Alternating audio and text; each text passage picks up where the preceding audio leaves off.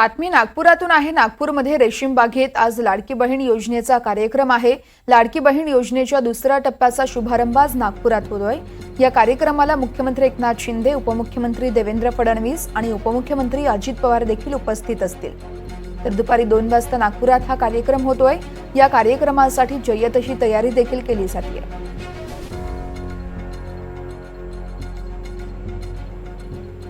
या संदर्भात आपण अधिक माहिती घेऊयात। संजय तिवारी हे आपले प्रतिनिधी आहेत आपल्यासोबत। संजय, कशा पद्धतीने कार्यक्रमाची तयारी करण्यात आली आहे?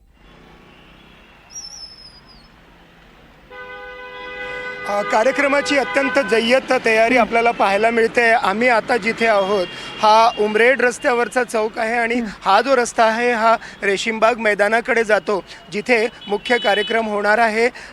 लाडक्या बहिणींचं येणं सुरू झालेलं आहे आणि हा रस्ता बंद करण्यात आलेला आहे अवजड वाहनांसाठी आणि चारचाकी वाहनांसाठी।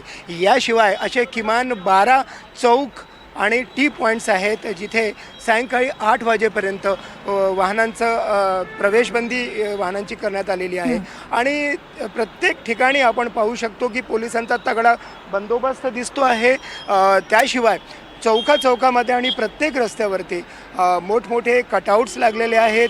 पंतप्रधान नरेंद्र मोदी, उपमुख्यमंत्री देवेंद्र फडणवीस, मुख्यमंत्री एकनाथ शिंदे, उपमुख्यमंत्री अजित पवार आणि त्यांच्या म्हणजे जे पक्ष आहेत, घटक दल आहेत महायुतीचे, त्यांच्या कार्यकर्त्यांची, पदाधिकाऱ्यांचे पोस्टर्स, होर्डिंग इथेच नाही तर पूर्ण शहरभर आज हे सगळे पोस्टर्स, होर्डिंग्स आणि बॅनर्स पाहायला मिळत आहेत। सुमारे 868 ST बसेसची सोय करण्यात आलेली आहे।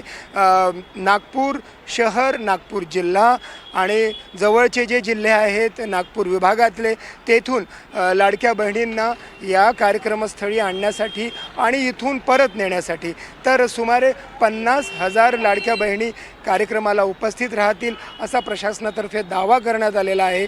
एकूण काय तर जय्यत तयारी आहे आणि 12 वाजताची वेळ देण्यात आलेली आहे, पण आत्ताच लाडक्या बहिणींचं येणं सुरू झालेलं आहे। मुख्य कार्यक्रम 2 वाजता येणार आहे। आपल्याला माहिती आहे अजित पवार आधीच नागपुरात पोहोचलेले आहेत।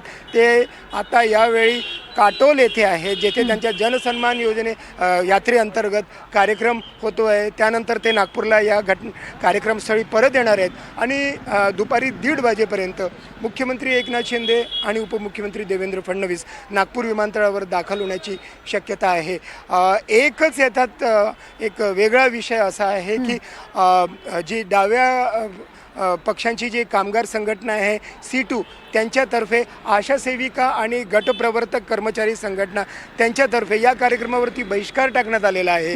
त्यांचं असं म्हणणं आहे की आशा सेविकांना 7,000 रुपये मानधन आणि गटप्रवर्तकांना 10,000 रुपये मानधन देण्याचं हे राज्य सरकारने कबूल केलं होतं, पण ते आश्वासन अजून पूर्ण केलेलं नाही। त्यामुळे आशा सेविका या कार्यक्रमाला उपस्थित राहणार नाही असं त्या कर्मचारी संघटनेचं म्हणणं आहे। पण आपण पाहू शकतो की नागपूर शहर, ग्रामीण आणि विदर्भातल्या वेगवेगळ्या ठिकाणावरून महिला आता दाखल व्हायला सुरुवात झालेली आहे। संजय, या कार्यक्रमावरती तुम्ही असंच लक्ष ठेवून राहा। प्रत्येक अपडेट तुमच्याकडून वेळोवेळी जाणून घेत राहणार आहोत। तुर्तास धन्यवाद तुम्ही दिलेल्या सगळ्या माहितीसाठी।